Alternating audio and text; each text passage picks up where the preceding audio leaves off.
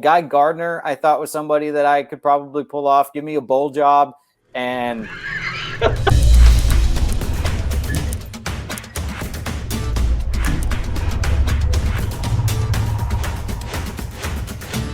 Welcome, everybody, to another episode of A-Listers. My guest today is a host for ComicBookcom, stand-up comedian, interviewer, and a movie fanatic. Welcome to the show, Chris Killian. Man, that's pretty accurate introduction for me. I don't think you left anything off. So if you could take me back in time, how did you get started interviewing people and being involved with ComicBook.com? Dude, everything that I've ever done in my life has been on pure accident. It just everything I feel like I've fallen into, like you mentioned, I was doing stand-up comedy, and I did that for a long time. And I still do it a little bit, but it's slowed down a lot since COVID. But I was doing stand-up. I got an agent. She was giving me auditions for like commercials and like TV show roles and stuff like that. And so I did a few commercials, and then in Nashville we had is where ComicBook.com is based, and they were looking for hosts for some after shows for like Gotham and The Flash and stuff like this. This is like circa 2016, and my agent was like, I know you collect comic books and you're a big nerd, so do you want to audition to be a host? And I was like, yeah, sure. And I got it, and it's been just, one thing has led to the next thing. So it started out where I was kind of hosting these after shows we were doing online, and then those didn't really pan out, but we started doing other stuff, and they started having me interview different people. And I love to hear that that was an accident, because I think everyone in some form or fashion can relate to that in life, where it's like, yeah, I didn't know it was going to go this route. But yeah. If you had told me like 10 years ago that I would be doing these sorts of things, I would have never believed you. I'd have been like, well, that sounds great, but I think you're probably full of shit. Speaking of ComicBook.com, you run a series called In Defense Of. What is a movie you hated defending, and one that deep down you're like, I love this movie?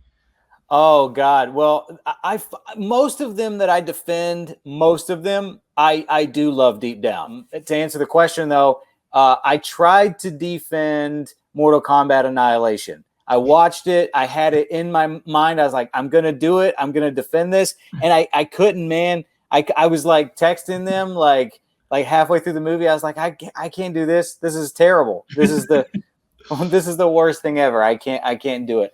I was most enthusiastic to defend was Daredevil with Ben Affleck. That is like, I love that movie. It's a guilty pleasure, and it gets crapped on so much. And I'm like, this if you take out the playground scene, it's such a good Daredevil movie. I mean, It's ripped straight from Frank Miller's books. I mean, it's like I admit the playground scene is silly.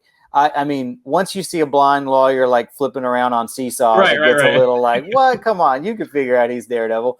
But other than that scene, if you can excuse that scene and specifically the director's cut, it's such a solid superhero movie, especially for 2003 when it came out. Like, what brought you into the world of comedy, or is this just another complete accident? Yeah. It was just, I mean, it's hard to say it's an accident because, I write out material for comedy, but it really was kind of happenstance.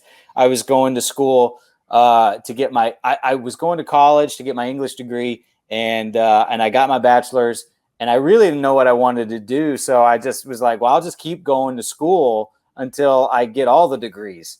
Like, why not? I'll just do that. Infinity gauntlet of degrees. Yeah, exactly. So I was working on my master's, and I had started becoming a really big fan of the Comedy Central roast at the time. And I played guitar. And so I had these like comedy songs that I would play to like make my buddies laugh and stuff. And people just suggested that I should go try it. And just on a whim, out of boredom, I guess, I just decided to go do it. And the owner of the club happened to be there, and he was like, you want to come back and MC next week? And I was like, okay. And so he did. And the club I started at was Zany's in Nashville, and that's in the comedy world, that's considered an A room, right? So like I was opening up for like some big time celebrity comics when I started. And because I was opening up in that room, these other smaller comedy clubs around the country were like, oh, well, if he's emceeing at Zany's, he must be like a feature level comic. And they were like, you want to come here and feature? And I was like, okay, sure. And it just started like snowballing to where I was just staying busy on the road and doing these things. And I eventually, I had 1 semester left to get my master's degree, and I just quit. I just dropped out. I was like, nah, I don't need you anymore, school. I found what I'm doing. Have kind of found this nerd niche now. You know, so I a lot of stuff to work with, you know, between Batman not going down on Catwoman and Loki being bisexual. We got plenty of comedy material to mine from. Right. So I'm looking forward to that. So speaking of Loki, it's like we planned this. They just had a finale. Did that finale blow your mind as much as it blew my mind? I liked it. I did. Yeah, I really enjoyed it. I don't like everything that Marvel's doing right now, but I respect the testicular fortitude that it's taking for them to they used to like that little mankind phrase for you. There really does. It takes some guts to do what they're doing right now, and they're really putting out some unique stuff that I think everybody's realized that this comic book bubble that we have, we've seen so many variations of the superhero origin story that I think they realize this bubble is going to burst if we don't expand and go into different genres and different ways of telling these stories. And I think that through what Marvel's doing and what Amazon's doing with The Boys and Invincible and stuff like that, I think they're starting to really get a knack for like, oh yeah, we're going to have to go beyond, you know, where we've been and what we've been doing. And it's exciting, man. It's about to get super confusing. When I think of somebody like my mom trying to go watch a Marvel movie now, like they're going to have no clue. It's going to be I liken it to like comic books now, like the movies. I prefer like comic books from like the 70s and 80s, because a lot of times they're like one-off stories that you can just pick up an issue and you know exactly what's going on. And if you don't know everything, there would be little editor notes in there. But now comics have gotten so convoluted that, I mean, you can't just pick up an issue and just start. I mean, you really have to dive in and do some research to even have an inkling. Just to have any sort of understanding what's going on. I mean, it's so easy to get lost in comic books now, and I think we're approaching that territory for the films. Should they restore the Snyderverse? Dude, I don't know. I wish they would. I mean, there's no reason for Snyder not to get his vision, and especially when you're hammering down this multiverse theory thing, right? You can have, I mean, the audience is there for it, right? I mean, we're eating up anything they're putting out. So if you want to have Snyderverse on HBO Max, and then you want another branch of the DC universe somewhere else and do your own thing over there, you want these standalone stories like Joker or the Batman, that's completely fine. However, I think I'm just trying to let all my air out of the Snyderverse balloon, because now that Snyder is signed on to do some more stuff for Netflix, I just don't think it's gonna happen. And so I'm trying not to get my hopes up and just. So if you had to pick one Marvel and one DC superhero for yourself to play in live action, who would you want to pick? Oh God, dude, I don't know. That's tough. Are we saying realistically, or are we saying like just anyone I want? Who do you think would be a good fit for you if you got the option? Okay, so look, I just built a Condiment King costume, and man, I'm nailing it. You know what I mean? I'm doing great as Condiment King. Any of those D-list DC villains, Kite Man, I'd be happy to take on Kite Man. Anybody that would be just squashed by Batman in 2 seconds. I think you could get Booster Gold. You think I could do? Yeah, okay, all right. You got the comedy, the charisma. I think you could do a good. That's nice. I could do. I would do Booster Gold. Guy Gardner, I thought was somebody that I could probably pull off. Give me a bowl job, and I can do Guy Gardner. I can be really mouthy and annoying. Oh man. Yeah, on the DC side of things, that's who I would say. I also feel I've got a pretty. When I do a pretty good British accent sometimes, so I could probably pull off Constantine if I really wanted to, but I say that knowing that like Keanu just can't do a British accent. So Maybe, I mean, Iron Fist. I'll take over for that guy. I could do him. Okay, yeah, I could see that. Yeah, no, that's good. Has comedy gotten harder from when you started, or is it easier nowadays? What do you think? I think it's harder. I think it's harder, but I only say that it's harder because I think that people are maybe becoming a little bit more aware of like other people's feelings and cultures and things like that. And maybe, I think, even as close, like 5 years ago, we were making jokes about certain topics that you really wouldn't fly today. I think that's true. I mean, no matter how benign a joke is, there's somebody that's going to be offended by it. You could do the most clean joke that insults Batman, and someone's gonna be like, "Read a comic book." Batman actually. You make a milkman joke. Let's say you got this great joke about a milkman, and we don't even have milkmen anymore, but somebody's grandpa made a hard, decent living as a milkman. And they don't like that joke.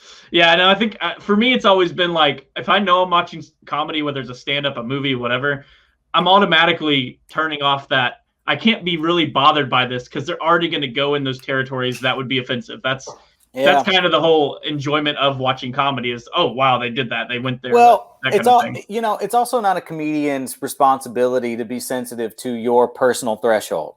Right. And you can't make jokes or write jokes with that mentality. So what comedians did you take inspiration from in your early time going through stuff? I think a lot of comics will say that they love like the Richard Pryors and the George Carlins and guys like that. And I really enjoyed them for what they are. But my personal preference was to go like George Carlin, I think, is a wordsmith. And I think that dude's a genius, but he never made me lose my shit laughing. You know what I mean? He never just made me like lose. I love party comics. I loved Steve Martin. I loved Eddie Murphy. Their material was just silly, but it always made me laugh. You know what I mean? What is the worst thing hecklers do at stand-up events? Just assuming that they're helping the show. That's the big one. I mean, a lot of times it's pretty innocent. They don't know that they're being just complete a-holes. But the whole idea behind a heckler that like I've had hecklers that'll come up to me after a show and be like, I didn't know that I was bothering the show. I just thought I was helped. That's a mentality for a lot of hecklers, is that you're supposed to interact with comedian. And that's not a thing at all. It's never been a thing. I don't know how that became like a common, like this misconception for stand-up comedy. Some people just think that they are supposed to interject to help the show. And it doesn't really help at all. Do you have any hints or teasers on any projects you're working on or anything upcoming that you can share at all? Well, I already mentioned the Condiment King thing. Yes. So I've been building, this is like my first suit that I've built like cosplay from scratch. And I'm so proud of it, and also ashamed of how well I pull Condiment King off. So this last bit I have for you are going to be my rapid fire questions. What's one of your favorite interviews you've gotten to do? Jim Carrey, hands down. Best DC movie in your opinion? The Dark Knight. Best Marvel movie in your opinion? That's a tougher one. I'm going to say non-MCU. I'm going to go Spider-Man 2. MCU, my personal favorite is probably Civil War. Absolutely. I thought you might go with, Captain America 1978, but that's fine. We'll just with the plastic shield. The bicycle helmet. Yeah. Favorite video game? Oh, that's a tough one too. I love the Arkham series. Those were all amazing. Yeah. I also loved the Punisher game on PS2. Favorite superhero all time? That's a tough one, man. First movie I ever saw, Batman '89. And first comic book I ever had, Wolverine #1, Frank Miller's. So it's definitely a toss-up between those two guys, just for nostalgia purposes. What's your biggest pet peeve? Oh, man. As a comedian, it's people coming up to me trying to tell me jokes. Yeah. Yikes. I didn't know people did that. That's awful. It's constant and hurts every time. Who wins in a fight to the death, Shazam versus Thor? I'm going to go Thor. Who wins if every live action version of Superman fought one another to the death? Oh man, That's a big Christopher one. Reeve. Christopher Reeve is going to win. He's not only because he's the GOAT, but if he loses, or if he's about to lose, he can just fly around the earth and just reverse time. Or he could look at a wall and rebuild it. Exactly. Or whatever. How do you like your steak cooked? Medium. Nice. See, I've gotten some good answers with that now, because I had a few earlier episodes. You guys can go back and watch them where people are like, well done. And I just instantly hop to the next question. Yeah, you should have just hung up on them. Be like, well, this interview's over. Thanks. Just end. Just ended it. Nobody said, well done is like, everybody knows that's how you ruin a steak. So removing the comics, but imagine both these characters exist in our reality. Who wins in a fight to the death? Batman, Captain America. Oh, Batman, because he's Batman, you know? Yeah, I hate that answer. Yeah. I hate that answer. I get, this is probably pet peeve number 4. I don't know. But when you ask who would win between fictional characters, my go-to response is almost always whoever the writer wants to win. True. Because it could really go either way. It's hard to gauge this. But you're saying that Captain America, with all of his abilities, Batman with his in our reality fighting to the death. Probably Captain America. I mean, I hate to say Batman is that's my only hang up with like Batman and Justice League stuff is the suspension of disbelief or whatever that Batman could actually hang with these guys and survive, because he can't. I don't care how good his armor is. I don't care that he's got kryptonite hanging out somewhere in his utility belt. It just takes a quick, like Darkseid could just laser that guy right in half in just a millisecond. And let's not pretend like he couldn't. I mean, so the fact that Batman hangs out with these superpowered individuals, I just wish they'd give the guy superpowers already. Just be like, just admit he's got superpowers. Right. I always do. I love Batman. I mean, I love Batman. I said that earlier. He's like one of my favorites, hands down. But I always prefer Batman stories where Batman is the anomaly, where Batman is the like by himself. Yeah, exactly. The Dark Knight series, where Batman is the special thing in the universe and not the norm. What is one of your favorite memories? First time I took my son to the theater, we went to watch How to Train Your Dragon, and I remember it was 3D, and he's sitting on my lap. It's the first time he's ever been in the movies, and he's holding out his arms like this, and he's just pretending that he's flying. And I just thought that was the most adorable thing I'd ever seen. That's a good one. I really love that memory. What is your biggest goal in life? Bouncing off the last one, it's probably a little cliche, but being a good dad is a big one. Trying to screw my kid up as little as possible. I don't know that any of us get out completely unaffected. I'm sure he's going to have some hang up with me when he gets older, but for the most part, I feel like I've done a pretty good job. And that's definitely, and he's a great kid. Well, that is it. And of course, I'll have everything for you linked down in the description. But what is next for you, Chris? Just, doing what I'm doing, man. Keeping on. Just, I'm still, making these daily distraction videos, trying to bring the best, funniest, most concise nerd news to the internets.